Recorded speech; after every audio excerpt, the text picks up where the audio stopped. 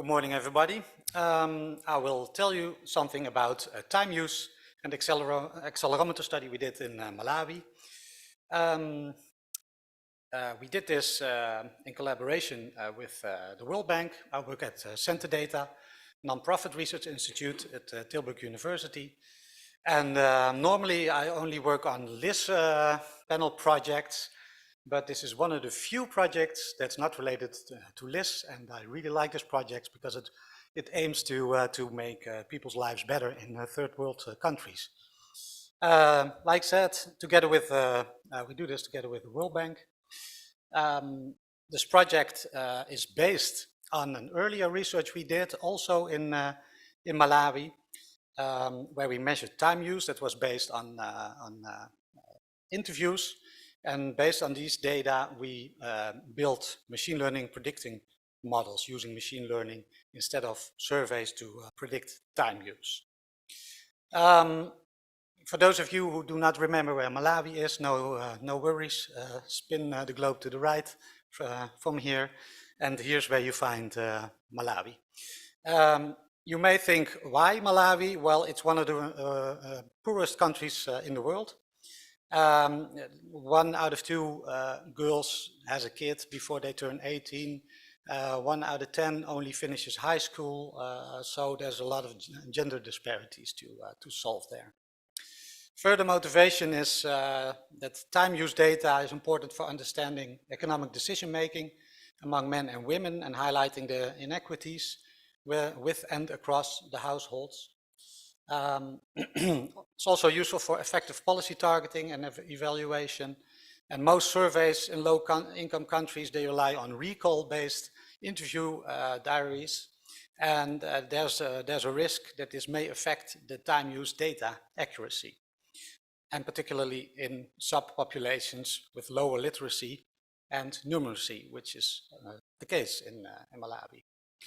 So a survey experiment was set up there among 720 households containing 1,440 adults. It was evenly split with 72 enumeration areas and the urban and rural areas.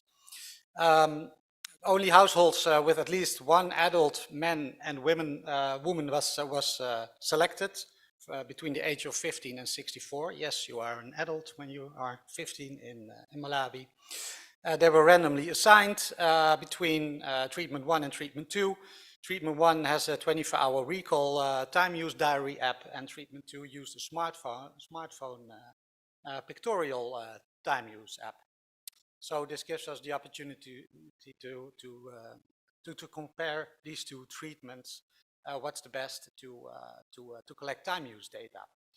Also, all respondents also received a 7-day recall module at the end of the 11-day survey experiment, and they also wore for 11 days a physical activity tracker.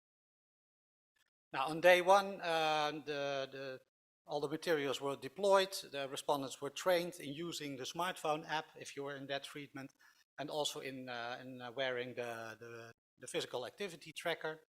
And on the days 3, 6, and 9, there was an enumerator check-in just to check whether they still understood and could handle the app in the right way. And at the end of the experiment, everything was picked up, and there was a 7-day interview. This is the 24-hour recall time use diary used in one of the arms. This is split up in 15 minutes of time for all activities. As primary activity and secondary activity could be logged. These are 56 activities that were used. Not going to go into detail too much here. Also, this is for the other treatment arm. This is the smartphone time use diary, the time tracker app. This was an existing app developed by University of Hohenheim and Stuttgart, and it was made,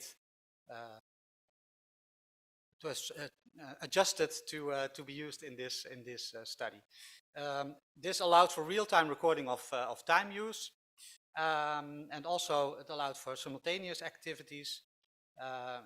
Just to give you an idea, 84% of the data collected in the app was had at least 2 activities, simultaneous activities. Only the app was installed, so they couldn't do anything else with the phone. And there was a one-to-one match, of course, with the 24-hour recall activities. And there was a separate set of images for men and women.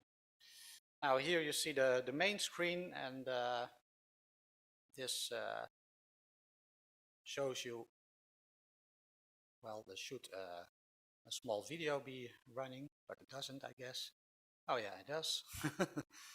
Here you see how it can be used. There are all kinds of different activities that people can select, also simultaneous. And when they're done with that activity, they click it again, and then we know the time frame in the time use activities. Also, there were some pop-up screens depending on what kind of activities. Like if they were saying they were eating, what kind of food, also with whom they were spending time, and also how they felt, sad or happy. Both the treatment arms received the accelerometer measuring at 60 Hertz, so 60 measurements per second, and also the 7-day recall stylized questions. So the key takeaways of this experiment is that participation in the smartphone arm was greater across the several categories of employment and also unpaid work. For time, yeah, that's something we have to look into, because with the app you can record smaller time frames, where the 24-hour recall is only 15 minutes. So there's a higher detail with using the app, which is in our findings a good thing.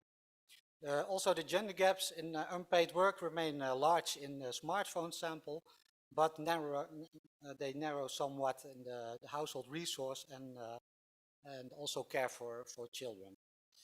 So the smartphone arm captures more time in the evening hours compared to the 24-hour recall. And yeah, in the sake of time, I'm going on, but I really want to advise you to read this paper. It's a working paper from Kilic and all, and this described in detail all the findings of this experiment.